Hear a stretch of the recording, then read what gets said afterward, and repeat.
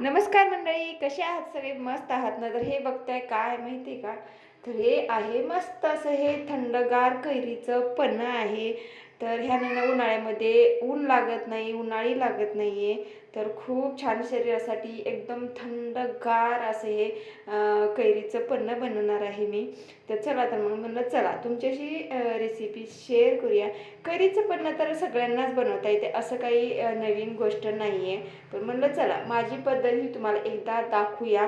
कारण माझी आजी असं कैरीचं पन्हं बनवायचं, त्याच्यामुळं खूप चविष्ट होतं. तर काय ना, 2 कैऱ्या घेतलेल्या आहेत मी आणि धुवून घेतल्या स्वच्छ आणि त्याचे देठ काढून घेतलेले आहेत. आपले देठ त्याला चीक असतो ना, त्याच्यामुळे देठ काढून घ्यायचे आणि कुकरला शिट्ट्या म्हणजे कुकरला वाफायला ठेवायचं. आपण उकडून घ्यायची आपली ही कैरी. तर एक 2 शिट्ट्या मी करून घेतलेल्या आहेत. 2 शिट्ट्यामध्ये आपली कैरी एकदम अशी ही शिजली गेली आहे बघा. एकदम गाळ झालेली आहे कैरी. तर थोडंसं गरम आहे त्याच्यामुळं. तर काढून घ्यायचं आपल्याला बाहेर, कुकरच्या बाहेर, आणि थोडंसं थंड होण्यासाठी साईडला ठेवायचं आहे. कारण कसं ना, गरम गरम आपल्या हाताला चटके बसतील त्याच्यामुळे. तर थोडंसं थंड होऊ द्यायचं आणि नंतर मग त्याच्यामधला जो हा कैरीचा गर आहे ना, तर तो कैरीचा गर आपल्याला काढून घ्यायचा आहे. तर कैरीचं पन्हं ना उन्हाळ्यामध्ये खूप छान, किंवा आपण एकदमच साठवून पण फ्रीजरमध्ये ठेवू शकतो. आपल्याला नंतर कधी इच्छा झाली प्यायची तर असं आपण फ्रीजरमध्ये साठवून ठेवू शकतो. तर इथं 1 वाटी गूळ घेतलेला आहे मी 2 कैऱ्यांसाठी, आणि कैऱ्या काही मोठ्या नव्हत्या, मीडियम साईजच्याच होत्या दोन्हीही. आता कैरी थंड झालेली आहे. आता मी त्यावरचा सगळा पूर्ण गर काढून घेते कैरीचा. आणि एकदम थंड असं ना दुपारच्या म्हणजे उन्हाच्या कडाक्यामध्ये आपण हे कैरीचं पन्हं पिऊ शकतो. कारण एकदमच आपण असं ह्या गर काढून त्याच्यामध्ये गूळ मिक्स करून ठेवायचं फ्रीजरमध्ये, आणि नंतर जेव्हा केव्हा आपल्याला वाटेल ना तेव्हा आपण लगेच पिऊ शकतात. किंवा बाहेरून उन्हातून जर आलो तर पाणी पिण्याच्या ऐवजी ना आपण हे कैरीचं पन्हं जर पिलं ना, तर आपल्याला ऊन लागणार नाही किंवा उन्हाळी देखील लावणार नाही आणि आपलं शरीर एकदम थंड राहणार.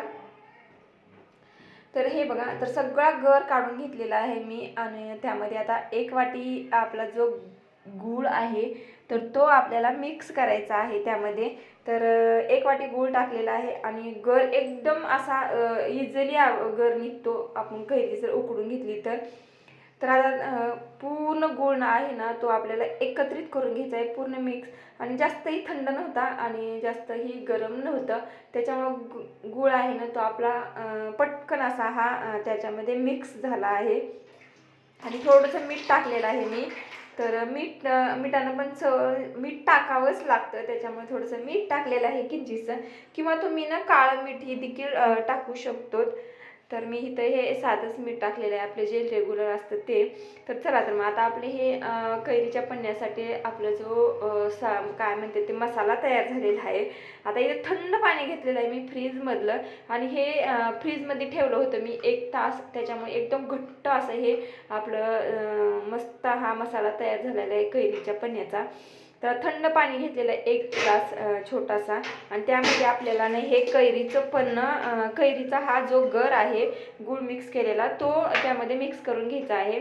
आणि जिरं पावडर असेल तर टाकायची, किंवा आपले घरात जे जिरे असतात ना ते आपण खलबत्त्यात मस्त कुटून घ्यायचे, आणि नंतर मग जिरा पावडर टाकायची, आणि अजून वरतून थोडंसं चवीपुरतं मीठ टाकायचं आणि मिक्स करून घ्यायचा. हा जे कैरीचा गर आणि गूळ मिक्स केलेलं होतं पाण्यामध्ये पूर्णपणे आपल्याला एकदम मिक्स करून घ्यायचं आहे.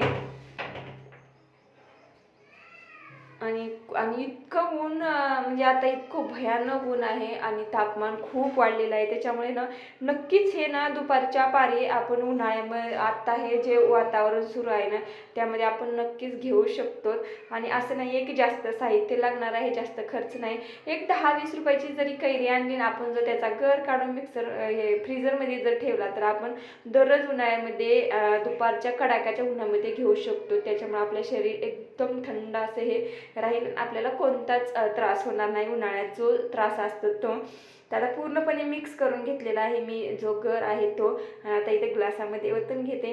किंवा तुम्ही ना त्यामध्ये जिरं जो आपण कुटतो ना त्यामध्येच आपण पुदिन्याचे 1 किंवा 2 पानं जरी कुटून टाकले ना अजून पुदिन्याचा वास खूप छान येतो. तर मी तर काय पुदिना टाकलेला नाही. आता मी वरून फक्त गार्निशिंगसाठी पुदिन्याची पानं ठेवते आणि बर्फाचे तुकडे टाकायचे आहेत. तर एक बर्फाचा क्यूब टाकलेला आहे मी ह्या ग्लासमध्ये. तर अशा प्रकारे माझं कैरीचं पण तयार झालं आहे आणि मस्त असं हे आता एन्जॉय करते. आणि मी आता बरेच दिवस झालं ना हे करून ठेवलेलं होतं, पण तुमच्याशी रेसिपी शेअर केली नव्हती. मला चला आज तुमच्याशी रेसिपी शेअर करूया. प्लीज तुम्ही नक्कीच ट्राय करून बघा. ह्या उन्हाळ्यामध्ये कैऱ्या कुठेही आपल्याला नक्कीच भेटतील, गावाकडे भेटतील आणि इथेही सिटीमध्ये पण भाजीवाल्याकडे भेटतील. तुम्ही नक्कीच ट्राय करून बघा. खूप छान लागतं, खूप प्रतिम. तर व्हिडिओ आवडला असेल नक्कीच लाईक करा. Thank you for watching. बाय.